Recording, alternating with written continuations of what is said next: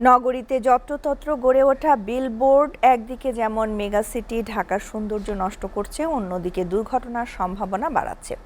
তাই প্রযুক্তির এই স্বর্ণযুগে টিভি ও বিভিন্ন ডিজিটাল মিডিয়াকে পাশ কাটিয়ে বিজ্ঞাপনের জন্য বিলবোর্ড নির্ভরতা এড়িয়ে চলার পরামর্শ দিয়েছেন সংশ্লিষ্টরা।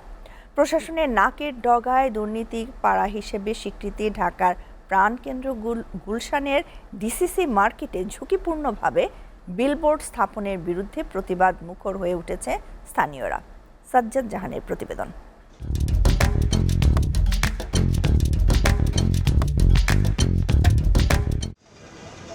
ষাটের দশকের ঐতিহ্যবাহী মার্কেট গুলশান 2-এ অবস্থিত ডিসিসি মার্কেট ঢাকা উত্তর সিটি কর্পোরেশনের আওতাধীন।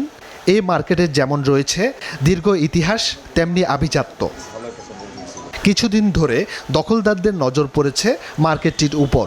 ডিসিসি মার্কেটের একেবারে সামনে নিয়ম নীতি তোয়াক্কা না করে বসানো হয়েছে বিশাল আকারের বিলবোর্ড।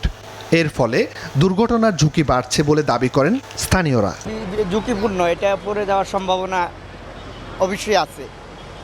এর আগে পড়ছে অনেকবার এটা বিলবোর্ড, আওয়ামী লীগ সরকার ক্ষমতা থাকা অবস্থা পড়ছে। ঝুঁকিপূর্ণ, রিস্কফুল। মানুষ রাস্তাঘাট হাঁটতে গেলে মানুষের গায়ে পড়ে। গুলশানে 1 নম্বরে কয়েকটা পড়লো না।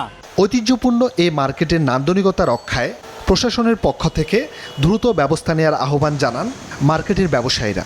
যে সিটি কর্পোরেশনের কোনো পারমিশন এটা এখানে নাই, মালিক সমিতিকেও জানানো হয় নাই, এবং মালিকরা সম্মিলিতভাবে এটার প্রতিবাদ করে একটা জিডি করেছে।